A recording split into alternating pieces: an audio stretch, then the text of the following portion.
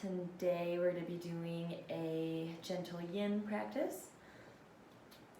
Yin Yoga is quickly becoming one of my favorite forms of the practice. I find it in some way accessible to all body types and very much needed by pretty much all mental types.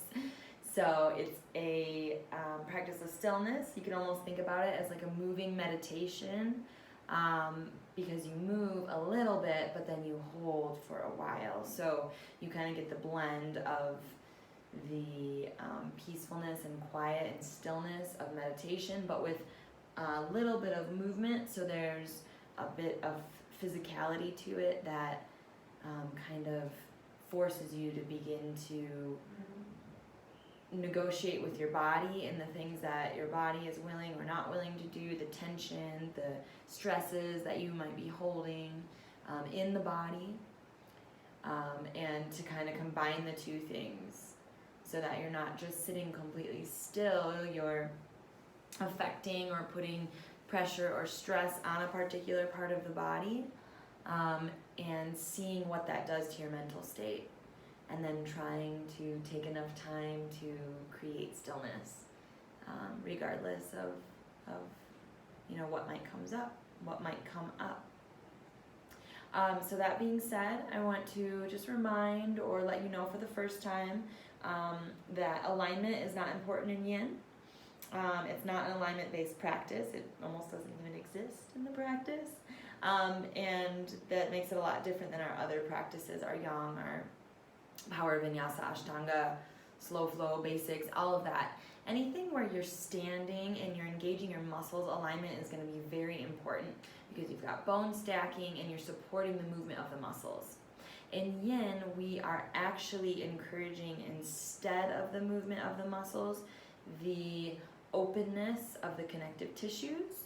So that means letting them be affected by gravity enough to begin to create more space between the connective tissues, to hydrate them, to let go of bound up areas or tension in them, and essentially to increase flexibility as well as the movement of anything that's stuck in the tissues that needs to kind of be flushed through the meridians, or the nadis, or whatever you subscribe to. So the three tattvas of the yin practice are play with your edges, which means we'll get into a pose and I'll tell you what part of the body it's going to affect, or we want it to affect. If you don't feel it there, you need to kind of move around a little bit until you feel it there, where I've mentioned. So if I say the quad, but you feel it in your groin, maybe move through the pose a couple times and figure out how you can feel, oh, there it is in my quad. And then once you get to that edge, you don't want to go beyond it, because we are holding yin postures for anywhere from like 3 to 5 minutes, sometimes longer, sometimes a little less. You don't want to go to your edge right away, because as gravity and time kind of press you further into the pose, you're going to go beyond your edge if you've started right at the your very limit. So playing with the edges is what we call it, and that means kind of being in a space where you're not super comfortable, you're not just sleeping, but you can feel that part of the body being affected, but you're not gritting your teeth, you're not just waiting for the time to be up because you can't hold it any longer and blah, blah, blah, blah, blah. You're playing with that edge. So if you've gone too far, typically the best way to come out of it a little bit is to give yourself some support with a prop. That could be pillows, blankets, bolsters, blocks, whatever you've got. And that's preferable to actually coming out of the pose. But you can do whatever you need to do. Another tattva of the practice is staying for time. So the longer we stay in the pose, the more our connective tissues are affected, and the more we're getting into the yin side of the body, the connective tissues, the joints, the ligaments. And then that time combined with stillness, which is the third tattva, being still in the practice, allows for more of a meditation, right? So you can't really meditate by going, ding, done. You need a little bit of time to sit into it and to fall into that space. And then the stillness, which to me is less important than the other two, but still important. The stillness is what's going to encourage the meditative space and also going to give the connective tissue enough time to begin to be molded, basically. So it takes 2 minutes at the least for your fascia to begin to be affected by the pose. The fascia being the connective tissue that binds all around your muscles and everything, even goes in through them. It's very integral to us. So it takes 2 minutes to affect that, so that's why we stay still for a little bit longer than that, so that we not only begin to kind of mold that space and increase the flexibility within it, but then kind of see what happens after that time. Sounds short. Depending on where you are, it can feel very long. So yeah, let's just go ahead and get started. You'll notice I'm checking my watch a lot. That's just to make sure that we are staying in the poses for the same amount of time on both sides. Not so important when you're moving more quickly, but when you're holding for stillness, you don't want me to go 2 minutes over on one side, then the other. You'll feel kind of weird later. So that's what this is about. So let's go ahead and start with this blanket roll to begin. So grab a blanket. I'm going to actually unroll it because I think I want more of like a fold than a roll today. My back's been bothering me a little bit. So I'm going to make it a little bit more gentle. If you feel like you want more support in this little back bend that we're going to find, feel free. Again, it's interesting with Yin. I've been teaching this for quite a few years now. I trained in it a while ago, but I've noticed that a lot of us are coming to it because we love it. It's great practice. We need it for our minds, but there's still something in a lot of us that still has that kind of like push mentality about, you know, the deeper the pose, the better. Not really the case. So if you find yourself tempted to make the prop as high as can be so you can get a really big back bend, I just encourage you to kind of see where that's coming from.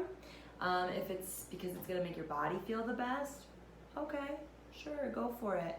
If it's just because that's how we think about a lot of things, I encourage you to maybe back off and just be okay with a little bit of just kind of being in your body and not so much concern with what the body is doing or achieving.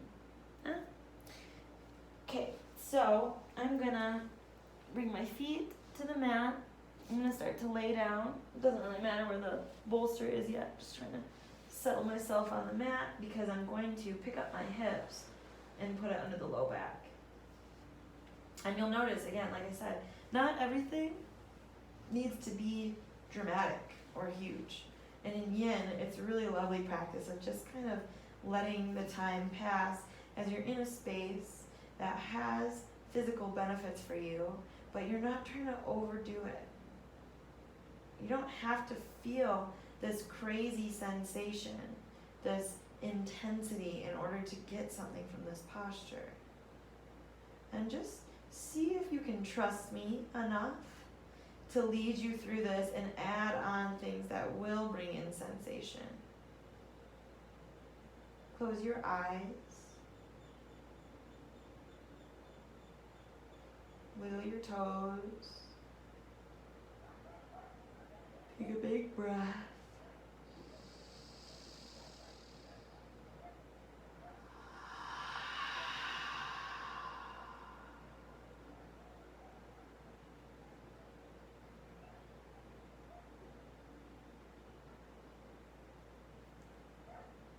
Just allow your body to fall a little softer.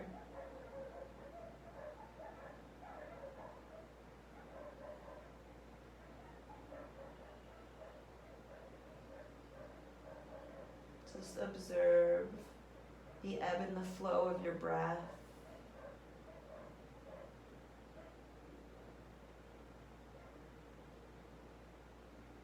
You don't have to do anything to change it. Just allow it to be deep as it is and follow it on its path.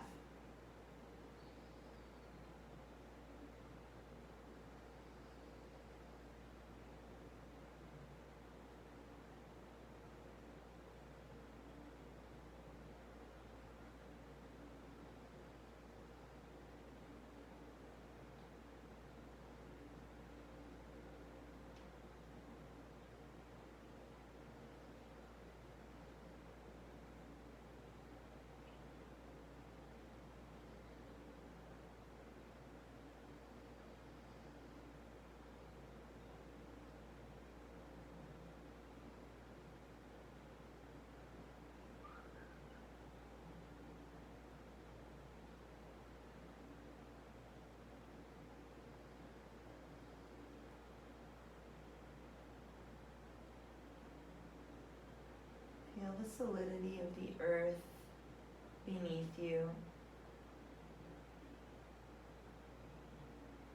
And feel the solidity of your body.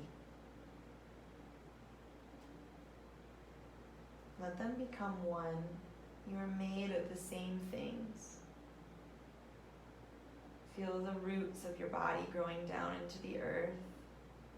Maybe that's a good visualization for you.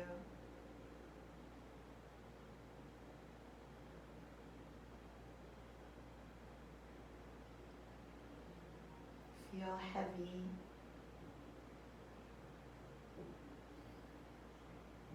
Solid. But soft. So perhaps you picture what roots are like when they're watered. When they have moisture and nourishment. Still strong, they don't break. But they're movable, they're fluid.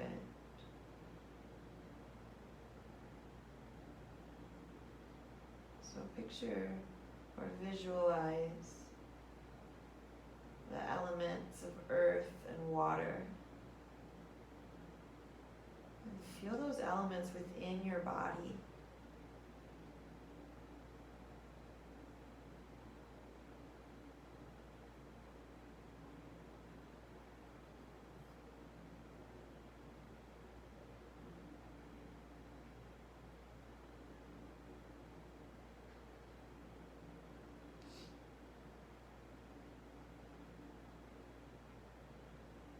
If you feel pretty good like this, you could stay.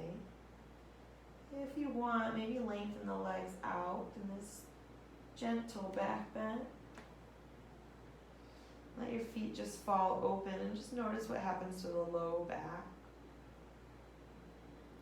If it's lifting too much and it feels uncomfortable, then take your feet back to where they were. If this is okay, then you stay and breathe.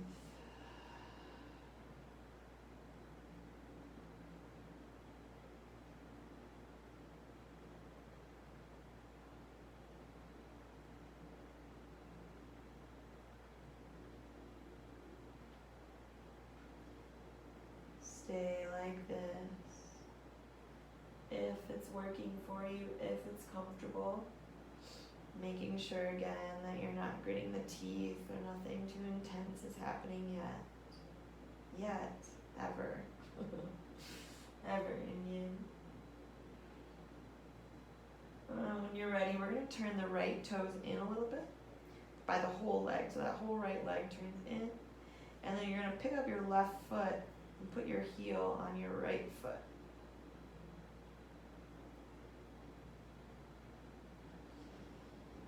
Stay here if it feels good. For some it feels really nice, for others it doesn't feel like anything at all.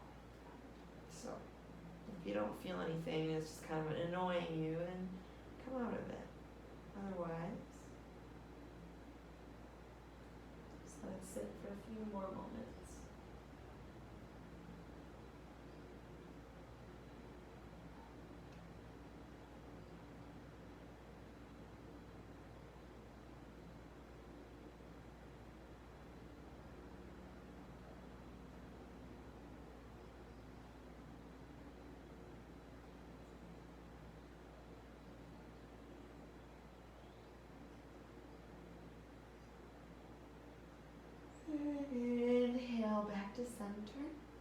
And then exhale, release. And let your feet fall open, wiggle your toes. Maybe inhale, reach your arms up and over, take a stretch.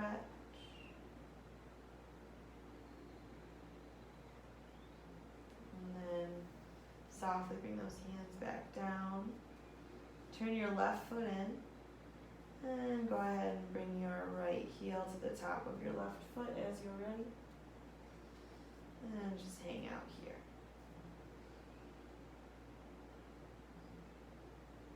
When I practice Yin Yoga, I get so relaxed.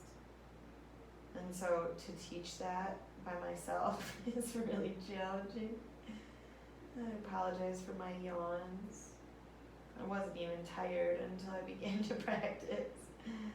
But I think it's really nice, and it's almost like the body's way of keeping you awake, because you become so relaxed, the brain starts to quiet, which if that's not what I'm looking for, I don't know, because that is what I'm looking for. I'm looking for a quiet, steady, peaceful mind when I'm awake. Can the body be awake, but the mind be just at ease, relaxed?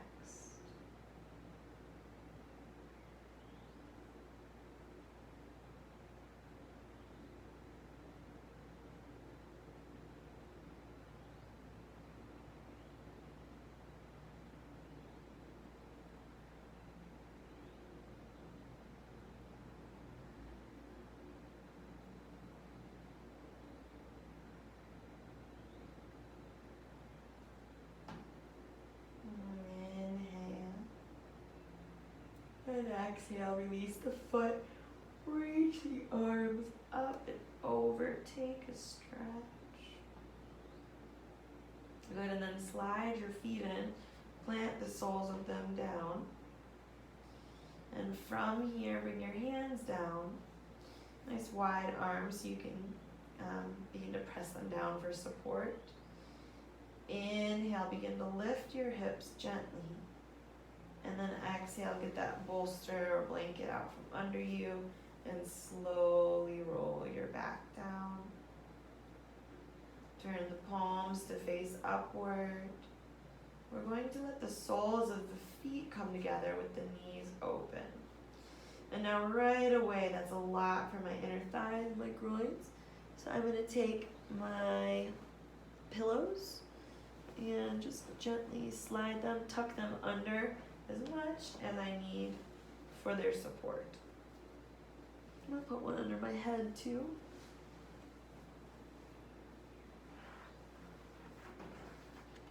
Because why not? Good, let your low back lengthen a little bit. Your tailbone press down toward the floor. Sorry, not toward the floor as much as your heels. So taking the curve out a little bit and lengthening the tailbone toward the heels. Excuse me.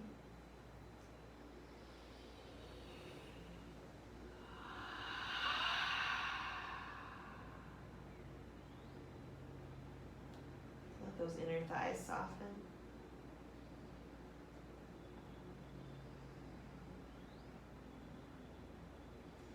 Your feet can be moved away from your hips as much as they need to be so that you can relax into this. Let those inner thighs really soften as much as they will.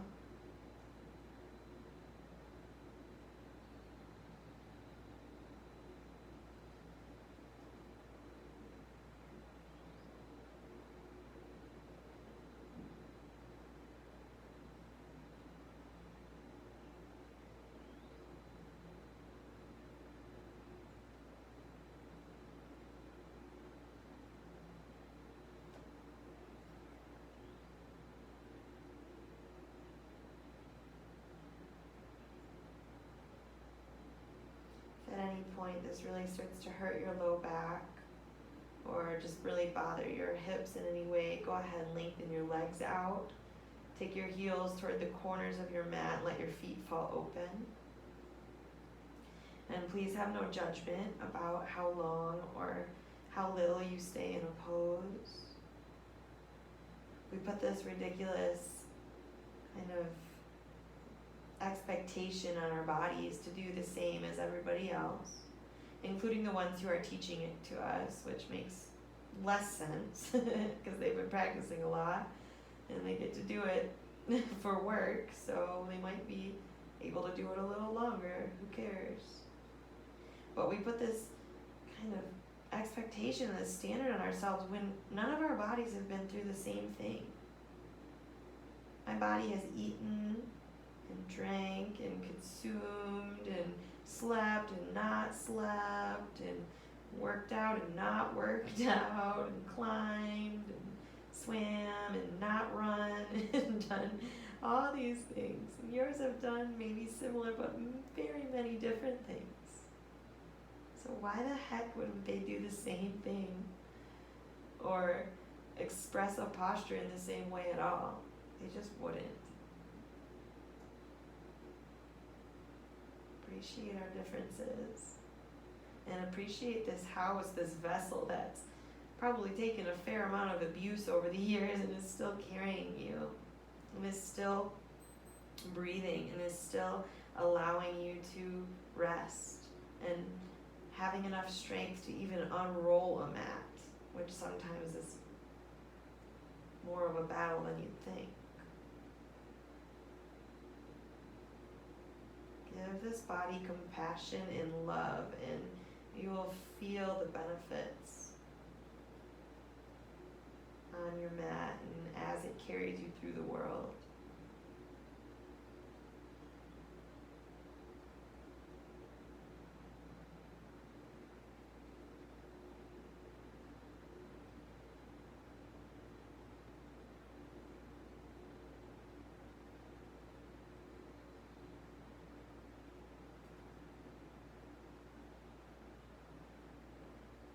Keep following your breath.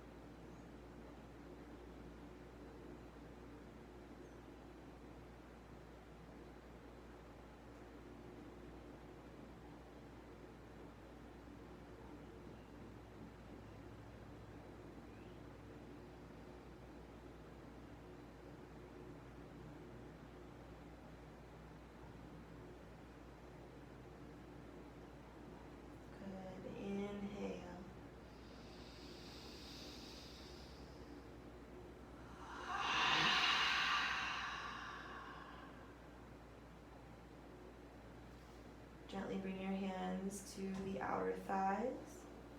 Be really mindful as you softly press the legs together. And then just plant the feet on the mat with the knees straight up for a moment. And take a breath.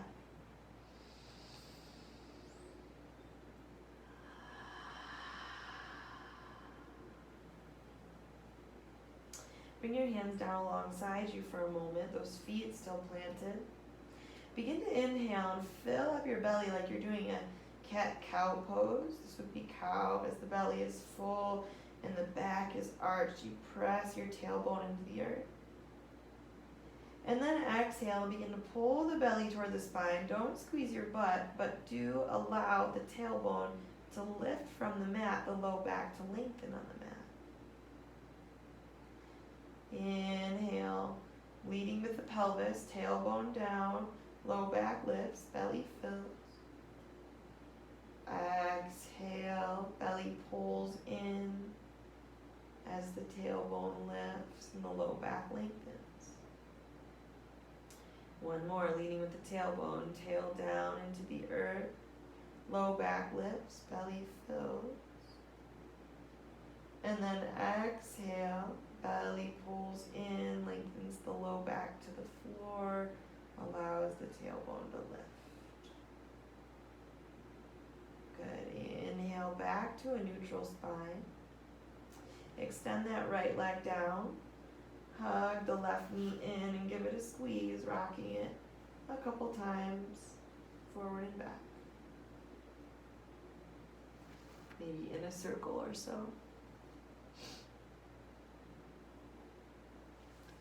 Good, we're gonna grab that prop that was on the right and gently guide that left knee over. And you want to be able to rest it. So if the prop is pretty small, you might use multiple. I'm gonna kind of roll over with it to begin. And then depending on how my back feels, maybe I'll extend my head to the other side. Maybe I'll even lengthen that left arm out. I can rest my shoulder on a pillow.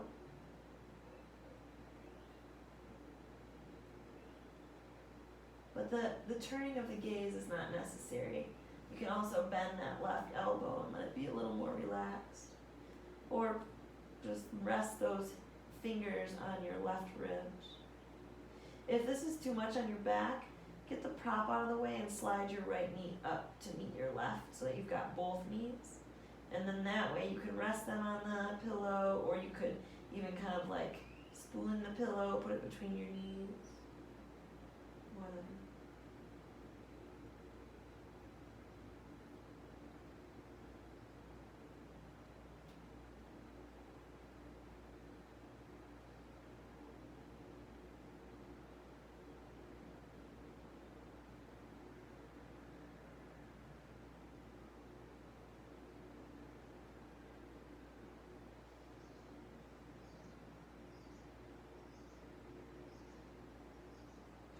Really lengthen your neck, make sure your jaw is relaxed.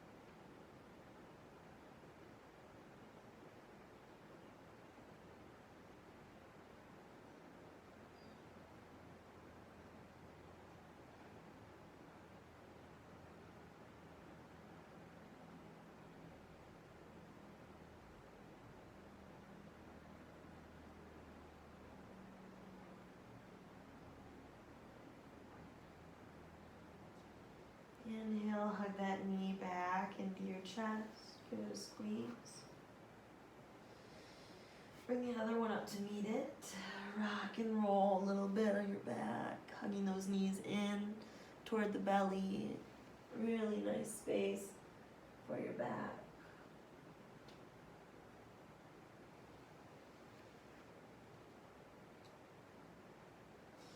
And hang on to that right leg and extend the left one out. Hugging in, giving it a rock and a roll.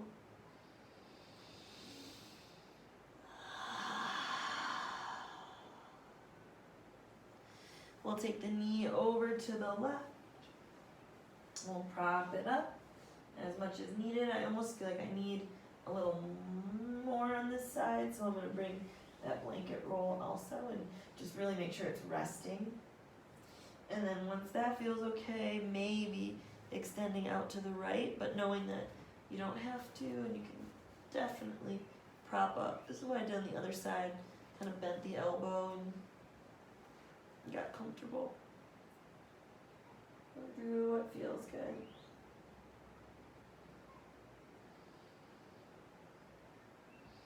Get a nice little stretch in that right pectoral muscle, the armpit.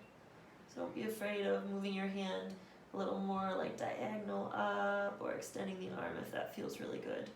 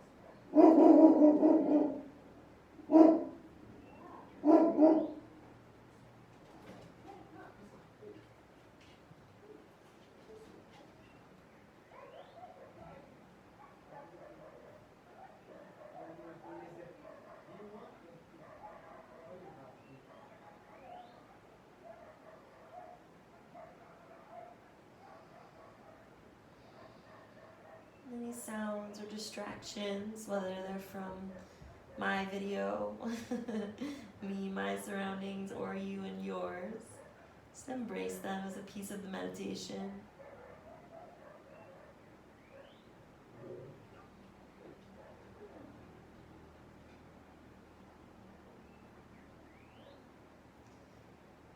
It's really nice to practice in quiet and in peace and in a sacred space such as a studio or even a corner or something that you have where you can block everyone else out, but that also removes your practice from life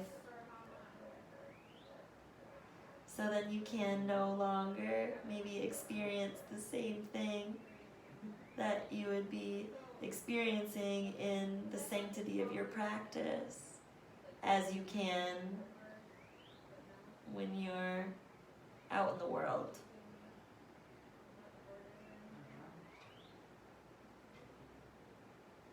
Good, so inhale, hug that right knee back into the chest. Give it a squeeze and rock and roll. And then we'll bring the left one up to meet it. And again, rock and roll.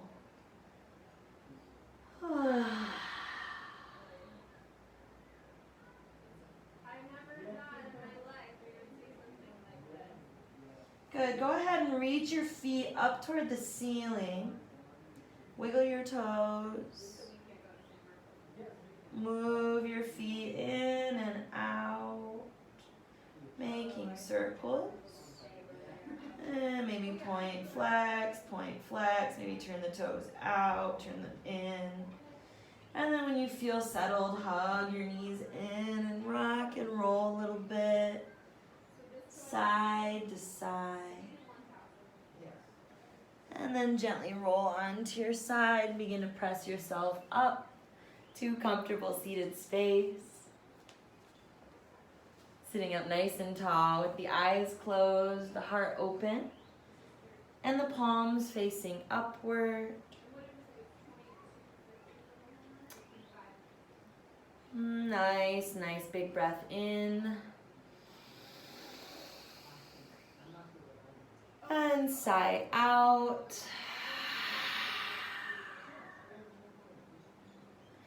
Good, we're gonna practice some pranayama. So bring your right hand toward your face.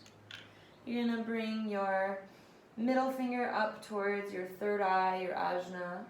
Your index finger and your thumb on the right nostril and your ring finger and your pinky on the left nostril. If you need to be propped up at all, you might take that blanket roll and bring it under your bottom, or maybe a couple of pillows or something. I find that even just the littlest bit of height is really, really helpful. So going ahead and bringing the right hand to the nose. In that position, begin to take a big breath in through the nose. And a cleansing exhale.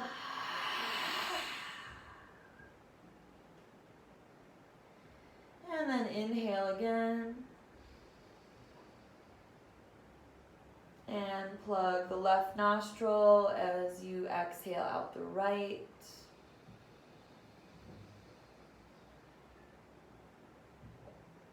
Pause for a moment at the bottom. And begin to inhale in through the right.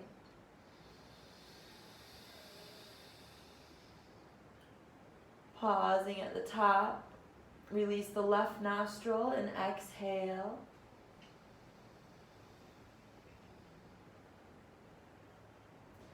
Pausing at the bottom. Begin to inhale, left nostril.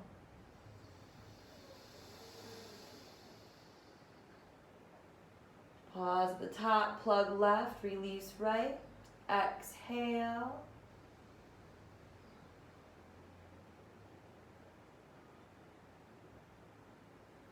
Pause at the bottom. Inhale right.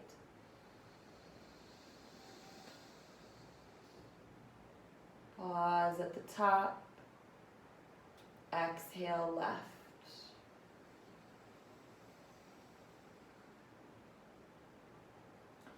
Pause at the bottom. Inhale left.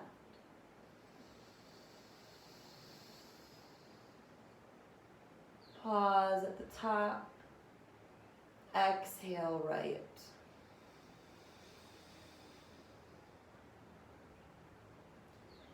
Pause at the bottom.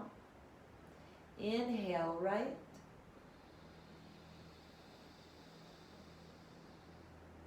Pause at the top. And exhale left.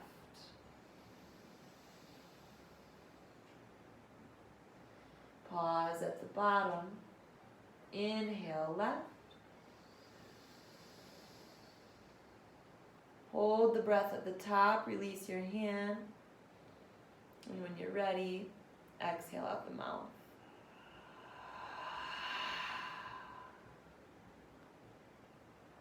And sit in meditation for a few moments. Feeling the effects of that pranayama.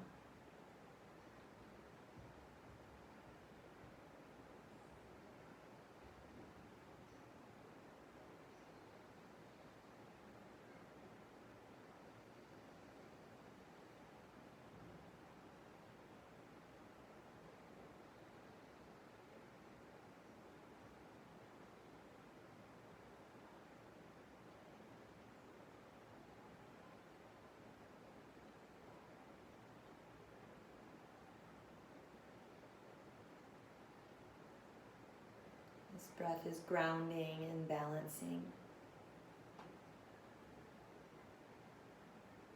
Feel again those roots from the body into the earth. The stability of earth, the fluidity of water.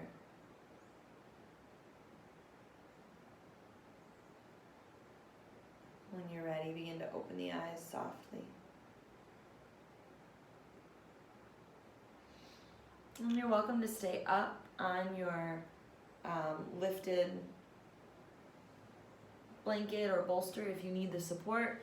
And you might want it if your hamstrings are tight or your low back is achy or tight, because decreasing that angle between the backs of your legs and your back to something like this, when you lift it up, is better than this. So this is a harsher angle than if you lift a little bit.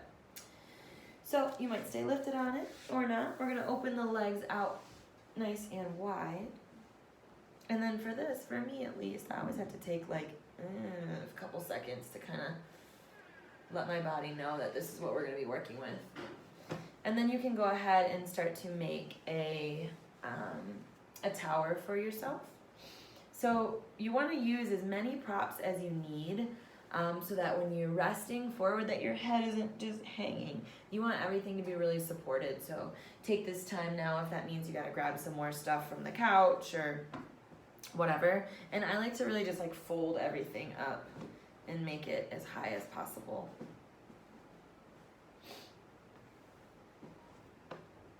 That should be good. Take a moment to wiggle your toes, wiggle your legs. Really feel those spaces soften as much as they can.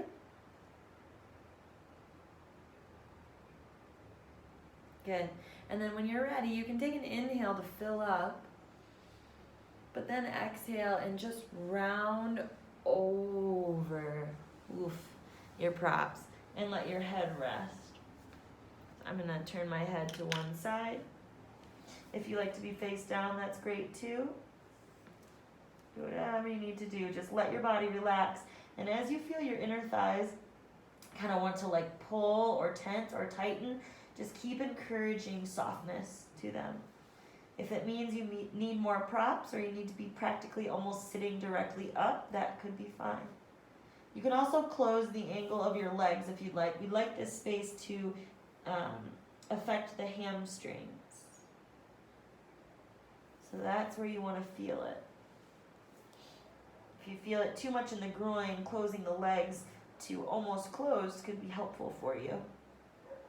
If you feel it too much behind the backs of your knees, slide something under them so that there's a slight bend in them so that they aren't being pulled by the attachments. Same goes for underneath your bottom. You've got those hamstring attachments that connect your hamstrings to your glutes and your hamstrings to your knees. So they're smaller. You don't want to stretch those, overstretch those. You want to let those relax a little bit. So if they feel like that's where the brunt of the stretch is, then support them.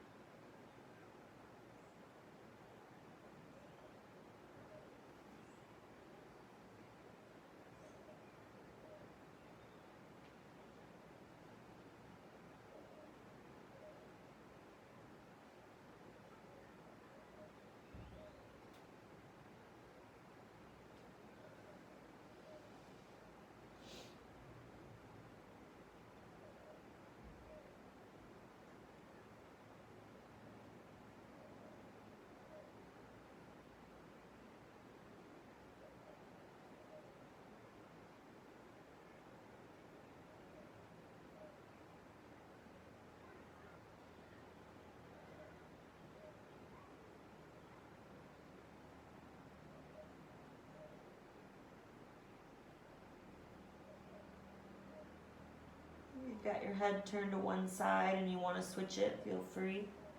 You don't have to.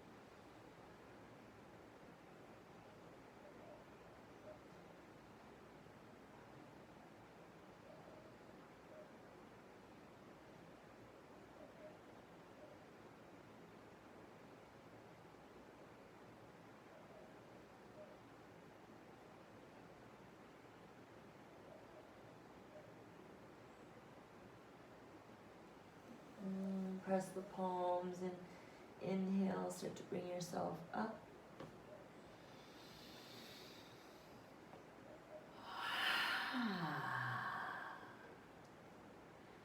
You always want to move slowly out of your yin poses. Maybe wiggling your toes a little bit. And then after a posture, you kind of get a few moments to do what feels best in the body, to let the pose go. Oftentimes for me, that's neck rolls. It's also often twists to one direction and the other. But you can do whatever feels best for you. Good, and you can keep your props kind of where they are or just move them a little bit. I'm going to show you the next pose so you can see it, but it's going to need them again. So you're going to go ahead and take the inside of your right thigh and just very gently drag that leg in front. And so I'll turn to the side too, I guess, because that'll probably be better, but I'll show you from the front to begin. So the next pose, I'm going to give you two options. And it's going to depend basically on how you're built, how your femur bones attach into your pelvis, which one feels better. So most people don't prefer this one. This is my preferred, but most people's hips feel better in the second or maybe even the third option, which I'll give you a third also. So this one is called square in yin. You bring your ankle on top of your knee and your knee on top of your ankle. Now see how you can see from the front how my legs are really stacked on each other. It's not sitting cross-legged. See how they're not stacked parallel anymore? It's really, really parallel, which is why a lot of people don't like it. If you feel pain in your butt here, or like towards the backs of your legs, and if you feel it in your side hips, that's what we're going for. But if you feel it towards your butt, it kind of means that the way things are fitting is just it's not going to work. So you just hang tight for a moment, and I'll show you where else to go. For a lot of people, this will happen with the knees really lifted. If this is okay and it's relatively comfortable still, you can just, guess what, prop it up. It's not so bad. If this is really not working for you, I want you to start there and then keep going until you can kind of wiggle yourself around. Yeah, and then stack your knee on top of your knee, relatively, see they're not quite, but as best as I can do, and kind of wiggle your feet towards your hips. So we call this cow face pose in traditional yoga. In yin, it's called shoelace because it's not cow face pose anymore. It's got a totally different intention. It's not Gomukhasana. So you bring your feet back and sit like this. Now, if neither of those work for you, and I wouldn't be surprised if there's many out there that they won't because they often don't, then your third option is to unwind, to lay down, cross your right ankle over your left thigh. See that same kind of shape that you're doing in square? But then this time pick up the legs and bind around your left hamstring. Or maybe your shin. I prefer shin, I don't know why, but hamstring is more common. And then here you can feel that right hip opening. And it's the same muscle action, same place, not muscle action, same position. So I'm gonna I'll go to the second one. I'll do Gomukhasana or shoelace. So butt is grounded. And if you're in either one of these seated ones, you can sit straight up and close your eyes. Or if you feel like you have the capacity to fold forward, same as before, prop yourself up as much as you can, make room for your head to rest, and then when you're ready, go ahead and let the head relax down.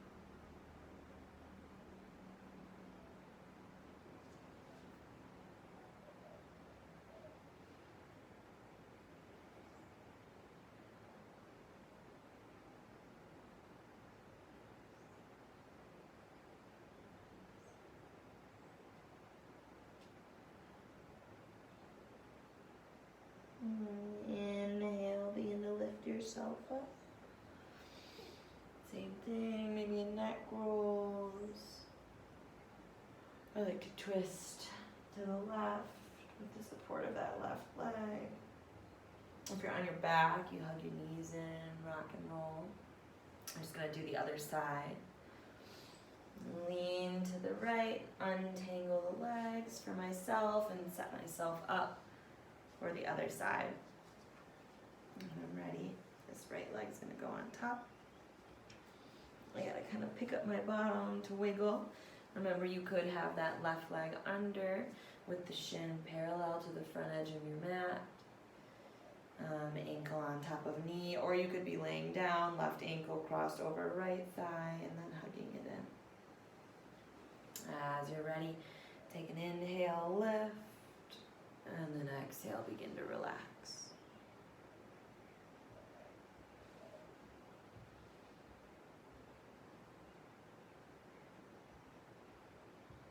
You might need more props on one side than the other.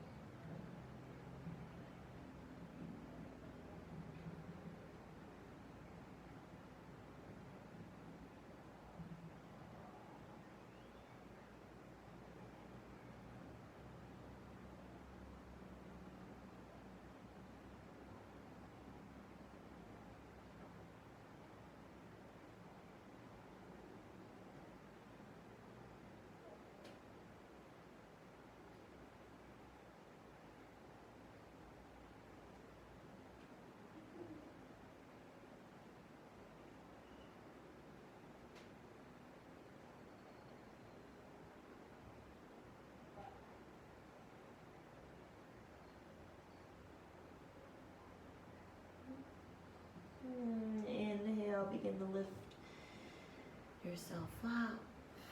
Maybe again moving the head around or twisting to the opposite side.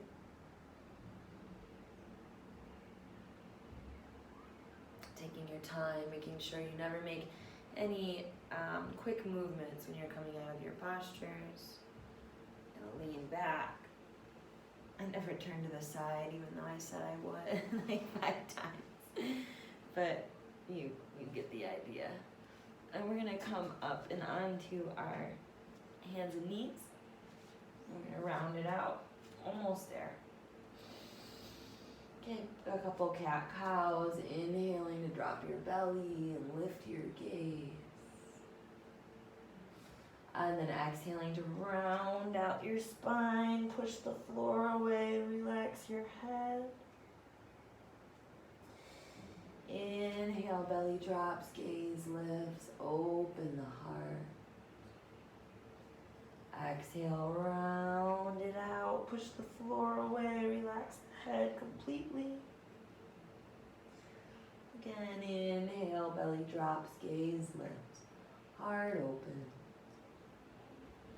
And exhale to round and push the floor. And inhale back to center. And we're gonna exhale and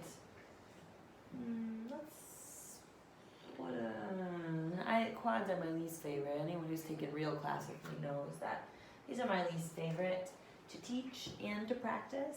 To teach, just because there are so many variables with knees, and I worry about people's knees a lot. And then to practice because they are the tightest part of my hips, I think. Maybe not, but they're tight. And they're hard, I think. So we're gonna do what we can. If you've got knee injuries and we get into this and it just doesn't feel good, then I would say skip it.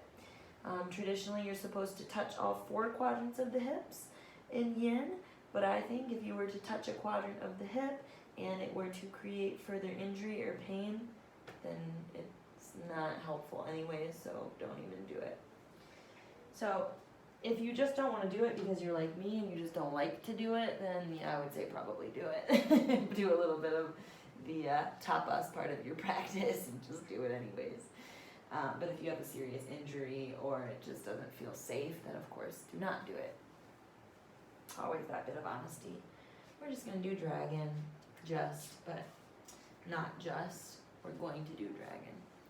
You're going to put your right foot in front of you and lean forward. Tuck your left toes. Stretch the leg back as best as you can and then reset the knee down. So that kind of got me off my prop a little bit, so I'm going to scoot. Now you can keep your toes tucked if that helps you, or you can release them. Keeping them tucked will take a little pressure off the knee if you need it. I bring my hands to either side of my leg to start, and when I'm here, I feel it here. I don't want to feel it there. I want to feel it in my left quadricep. So I have found over the years that picking myself up and getting a more weight kind of above is how I feel that more strongly. And then we're going to settle in. So I kind of just rest my forearms without better props. If you have a traditional bolster, sliding it underneath this right thigh and then being able to press yourself up is really nice, or blocks if you have those at home. My pillows here are not high enough. If they were, I would stack those under my hands. So if you got like a couch cushion or something, that might be really nice.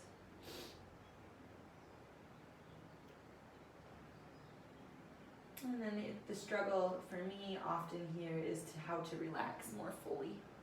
So how do I relax my shoulders, my jaw, my neck, my head, my toes?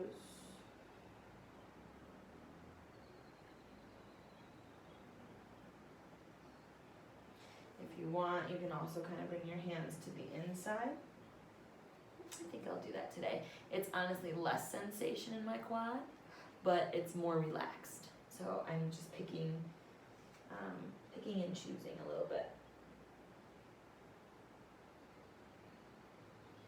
Depends too on what the purpose of your Yin practice for the day is. The purpose of my Yin practice today is to get my head to stop spinning, to relax. If the purpose of your Yin practice was to find maximum flexibility, then you might stay up and kind of pick to do that.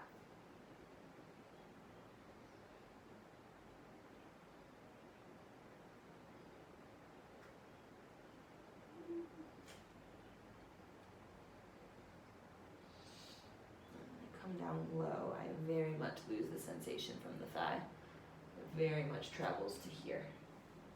So I'm going to choose not to go that low.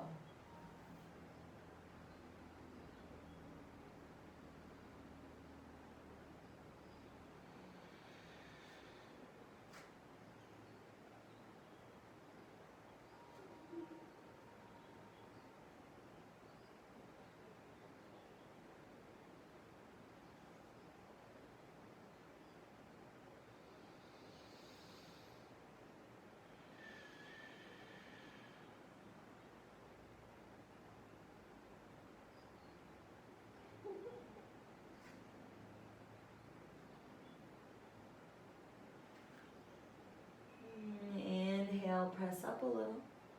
And exhale, go slow as you shift your weight back into that left leg. And you can kind of pop your right toes up. I like to walk my hands back, see if I can pick up the leg, bring it around. And then I'm going to sit back on my heels for a few breaths for child's pose, Balasana.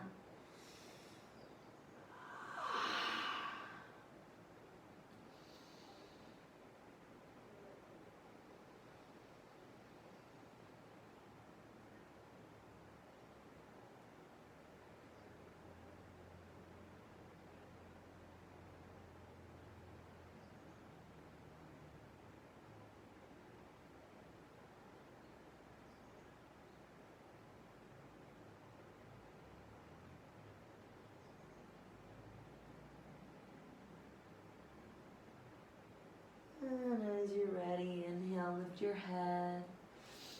Exhale, coming back up to all fours. I'm going to step the left foot in front this time, however you need to do it. So you really want to reach your right heel back a lot and kind of stretch through it as best as you can. So you start to get the most out of that hip flexor, that quad, and then set the knee down. Keep the toes tucked if you need, or untuck them.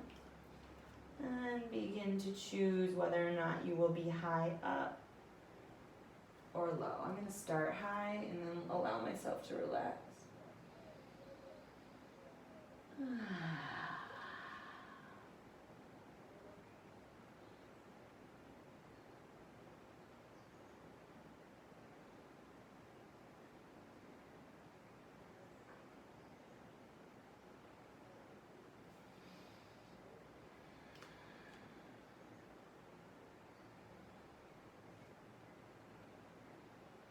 Props are definitely helpful for this one, I'm finding.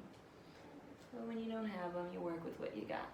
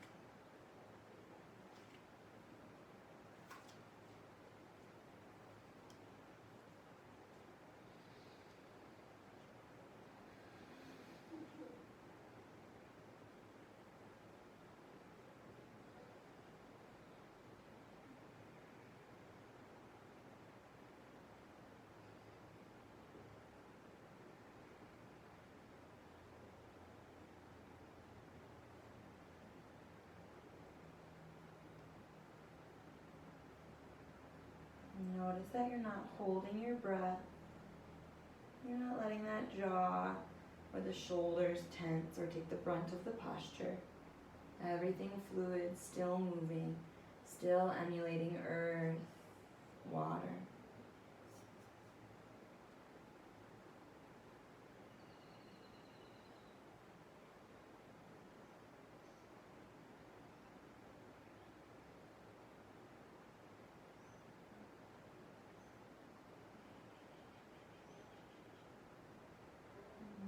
Inhale and exhale. Press your palms and lean it back. Use your hands enough. I like to bring them both to the same side so I can sweep the other leg around and slowly sit back onto the heels.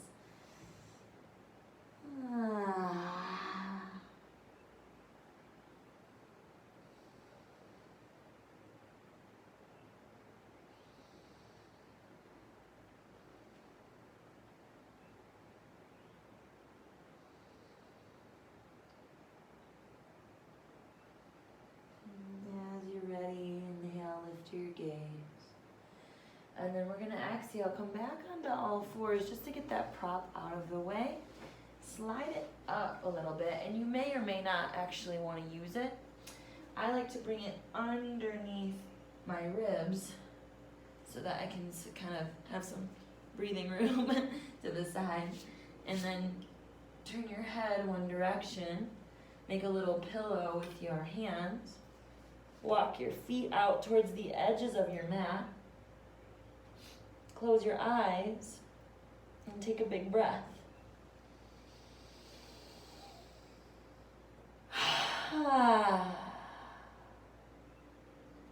Now, of course, if the prop is uncomfortable, get rid of it. If you need a pillow for your head, maybe grab one. Take a few moments, just in stillness, to feel the heaviness of the body. Let it melt into the mat.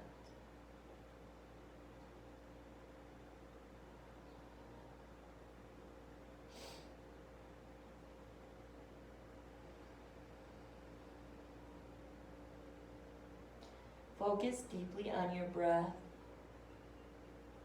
Feel the peacefulness of your breath. It's smooth. It happens without overthinking. Keeps us alive.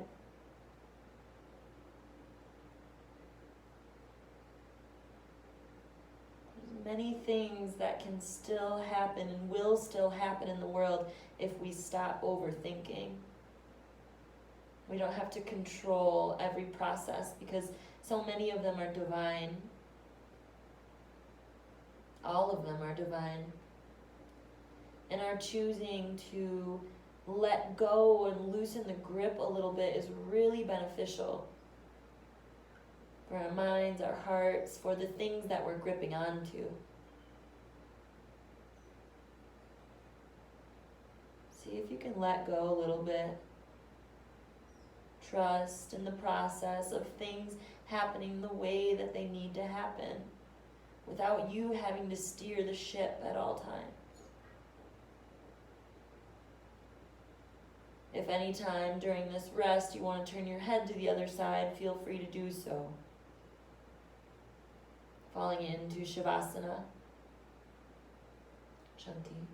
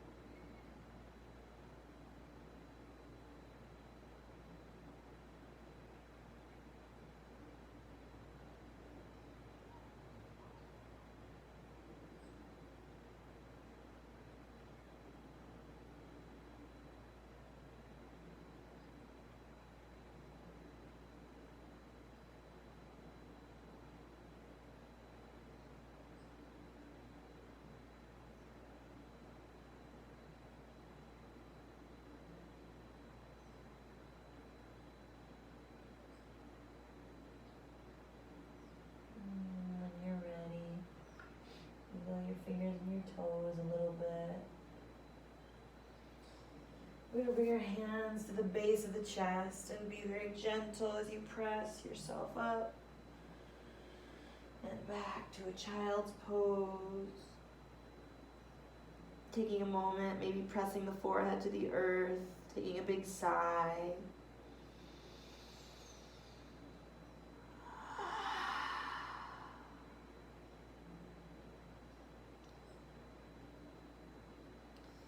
And then softly walking the hands back so that you can roll it up and have a seated space. And sitting up tall with your heart open, your palms facing up and your eyes closed, we'll find 3 ohms to celebrate the effort of our practice and our intention. Inhale.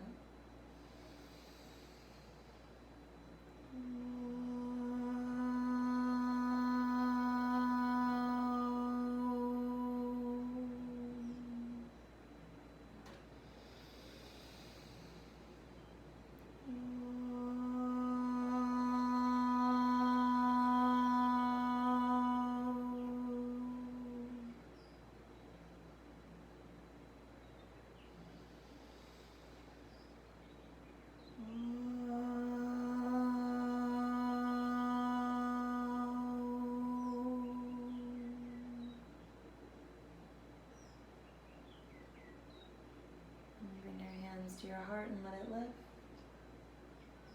The love and the light and the peace that is within me is the same love and light and peace that is within you, and I bow to it. Namaste.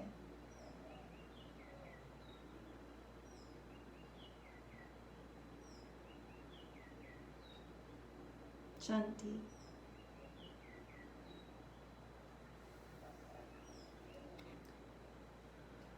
Thank you so much for practicing with me.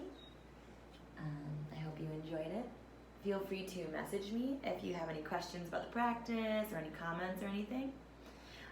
If you have the capacity to give a donation for the practice, this is my job, my work that I am unable to do like many of us right now.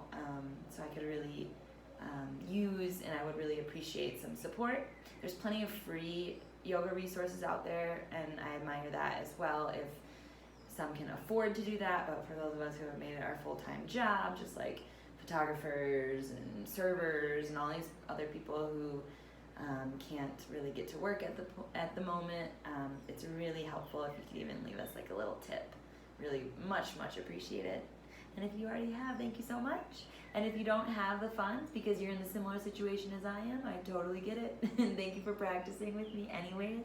And please send out, in lieu of a donation of a monetary donation, send out some healing love and light to the entire planet because we could all use it. Thank you so much.